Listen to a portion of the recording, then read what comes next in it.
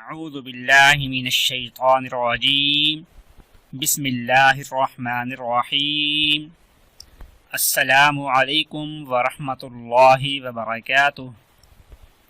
ناظرین، ہم امید کرتے ہیں کہ آپ لوگ خیر و عافیت سے ہوں گے۔ ناظرین، بہت سے لوگ ایسے ہوتے ہیں کہ جن کی شادی کو کافی عرصہ گزر چکا ہوتا ہے لیکن ان کے ہاں اولاد نہیں ہوتی۔ اولاد نہ ہونا کہ ان کو حمل ٹھہرتا ہی نہیں ہے، کہ بالکل بھی اولاد ان کو نہیں ہو رہی۔ ڈاکٹروں کے پاس جا کر چیک اپ کروا لیا ہے، رپورٹس کروا لی ہیں، ٹیسٹ کروا لی ہیں، سب کچھ اوکے ہے، سب کچھ ٹھیک ہے، لیکن اولاد پھر بھی نہیں ہو پا رہی۔ یہ صرف اللہ پاک کی طرف سے ہوتا ہے۔ جس کو چاہے وہ بیٹیاں دے، جس کو چاہے وہ بیٹے دے، جس کو چاہے بیٹیاں اور بیٹے دونوں دے، جس کو چاہے وہ کچھ بھی نہ دے، وہ اسی کا دین ہوتا ہے۔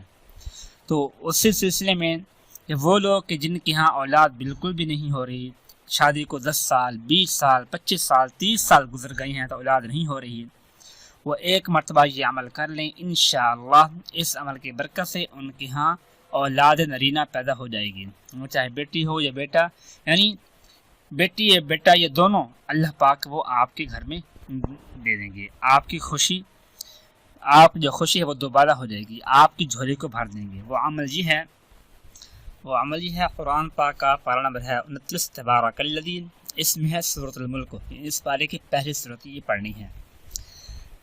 یہ پڑھنے کا طریقہ یہ ہے کہ آپ نے تہجد کے وقت اٹھ کر 2 رکعت نفل نماز تہجد پڑھنی ہے۔ اس کے لیے وقت خاص ہے کہ یہ ٹائم تھوڑی سی قربانی آپ کو دینی پڑے گی۔ 2 رکعت نفل نماز تہجد آپ نے پڑھنی ہے تہجد کے وقت، تو اس میں سورۃ الفاتحہ کے بعد، سورۃ فاتحہ پڑھنے کے بعد آپ نے سورۃ الملک، یعنی تبارک الذی بیدہ الملک، یہ سورت پڑھنی ہے آپ نے۔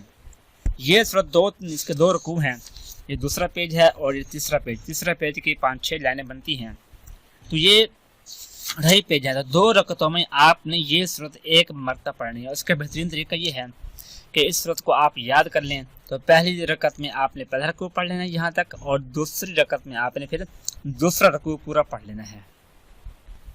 اور اگر آپ کو قرآن پاک یاد نہیں ہے، قرآن پاک پڑھی ہوئی نہیں ہے، تو اس کے لیے کوشش آپ کر لیں کہ اس کو یاد کر لیں، کیونکہ اس کے یاد کرنے میں کوئی زیادہ وقت نہیں لگے گا۔ اور آپ نے قرآن پاک بالکل بھی نہیں پڑھا ہوا تو پھر یہ عمل میاں بیوی دونوں میں سے کوئی ایک تو قرآن پاک پڑھا ہوا ہوگا تو وہ کر لے گا، بیوی کر لے یا شوہر کر لے، دونوں میں سے کوئی بھی کر سکتا ہے۔ اگر دونوں ہی نہیں کر سکتے تو پھر گھر میں سے کوئی اور بھی یہ عمل کر سکتا ہے، وہ پھر ان دونوں کی نیت کر کے کرے گا۔ تو الغرض تہجد کے وقت 2 رکعت نماز تہجد پڑھنی ہے آپ نے، اور اس میں سورۃ فاتحہ کے پڑھنے کے بعد ایک مرتبہ پوری سورت دونوں رکعتوں میں آپ نے پڑھنی ہے۔